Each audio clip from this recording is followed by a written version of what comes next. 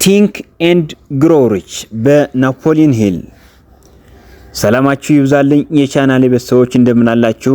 እነሆ ዛሬ አንድ በጣም ጠቃሚ ያልኩት መጽሐፍ ላቀርብላችሁ ወደድኩ። በዚህ ቪዲዮ ውስጥ የመጽሐፉን ዋና ሐሳቦችን እኔ ከሱ የተማርኳቸውን ትምህርቶችና ለምን ይህን መጽሐፍ ማነው እንዳለባችሁ ነግራችኋለሁ። ናፖሊዮን ሂል ማን ነው ከሚል ጥያቄ እንጀምር። ናፖሊዮን ሂል አሜሪካዊ ጸሐፊና የራስን መሻሻል ወይም ሰልፍ ኢምፕሩቭመንት እንቅስቃሴ መሪ ነበር። ቲንክ ኤንድ ግሮው ሪች በ1937 ታትሞ ከዛን ጊዜ ጀምሮ በዓለም ዙሪያ ተወዳጅነትን አትርፏል።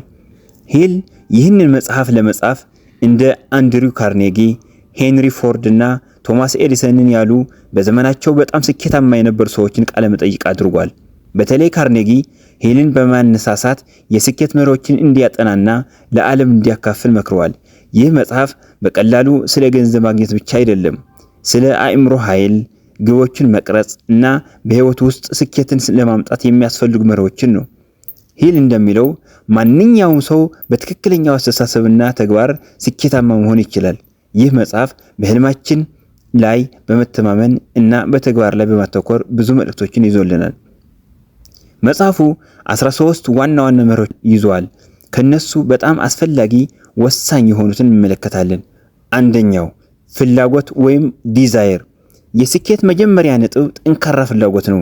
ሂል እንደሚለው ስኬታማ ለመሆን መፈለግ ብቻ በቂ አይደለም። ያ ፍላጎት በጣም ጠንካራ መሆን አለበት። ለምሳሌ እርስዎ የራስዎን ንግድ መጀመር ይፈልጋሉ እንበል። ያንን ግብ በግልጽ መግለጽ፣ ለምን እንደሚፈልጉት መረዳትና ለመድረስ ቁርጠኛነት ማሳየት አለበት። በኢትዮጵያ ውስጥ ብዙዎቻችን ፈተናዎች ይገጥሙናል፣ ግን ጠንካራ ፍላጎት እነዚያን መሰናክሎች ለማሸነፍ ይረዳናል። ሁለተኛው እምነት ወይም ፌዝ። ሁለተኛው መርህ እምነት ነው። ይህ ማለት በራስዎና በግቦቹ መተማመን ማለት ነው። ሂል እንደሚናገረው አእምሮዎ የሚያምነውን ማሳካት ይችላሉ።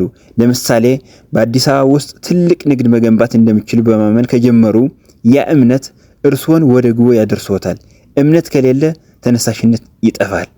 ሶስተኛው ግልጽ የሆነ ዓላማ መኖር። ሂል ግልጽና የተወሰነ ግብ እንዲኖሩት ይመክራል። ይህ ማለት በትክክል ምን እንደሚፈልጉ መወሰንና ያንን ግብ በየቀኑ መመልከት ነው። ለምሳሌ በ2 ዓመት ውስጥ የራሴን ካፌ ከፍታለሁ ማለት ግልጽ ግብ ነው። ይህን ግብ መጻፍ፣ በየቀኑ ማንበብና ወደዚያ ለመድረስ እቅድ ማውጣት ያስፈልጋል። አራተኛው ማስተባበር ወይም ማስተር ማይንድ ግሩፕ። አንድ ታላቅ ሐሳብ የሆነው የማስተባበር ቡድን ነው። ይህ ማለት ተመሳሳይ ግብ ያላቸውን ሰዎች በዙሪያው መሰብሰብ ማለት ነው። በኢትዮጵያ ውስጥ ይህ ምናልባት ጓደኞች፣ ቤተሰብ ወይም የሥራ ባልደረቦች ሊሆኑ ይችላሉ። እነሱ ሐሳቦችን ይሰጡታል፣ ያበረታቱታል እና በአስቸጋሪ ጊዜያት ይደግፎታል። አምስተኛው ቀጣይነት ያለው ጥረት ወይም ፐርሲስተንስ። ስኬት ያለ ጥረትና ያለ ቀጣይነት አይመጣም። ሂል እንደሚናገረው ብዙ ሰዎች በመጀመሪያ ውድቀት ተስፋ ይቆርጣሉ፣ ስኬታማ ሰዎች ግን ይቀጥላሉ። በኢትዮጵያ ውስጥ እንደ ንግድ መጀመር ወይም ትምህርት መከታተል ብዙ ፈተናዎች ሊኖሩት ይችላል፣ ግን ቀጣይነት ያለው ጥረት ሁሉን ይለውጣል።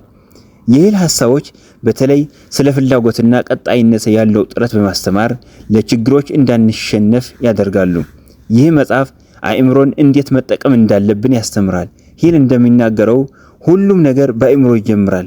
ለምሳሌ በአካባቢያችን ብዙ ሰዎች በትናንሽ ንግዶች በመጀመር ትልልቅ ስኬቶችን ማስመዝገብ ይችላሉ።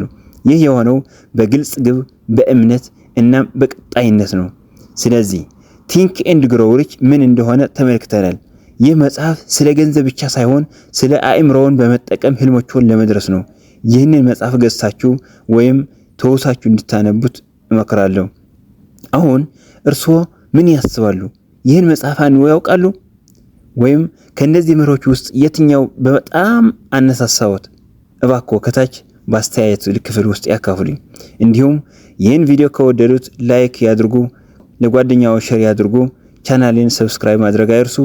ተጨማሪ እንደዚህ አይነት የመጽሐፍ ግምገማዎችንና መነሳሳት የሚሰጡ ወይም ኢንስፓይሬሽናል ቪዲዮዎችን እንድሰራላችሁ የምትፈልጉት ካለ በኮሜንት ሴክሽን አስቀምጡልኝ። ቀጣይ በሌላ ቪዲዮ እስክንገናኝ ድረስ መልካሙን ተመኘሁላችሁ። ይመቻችሁ።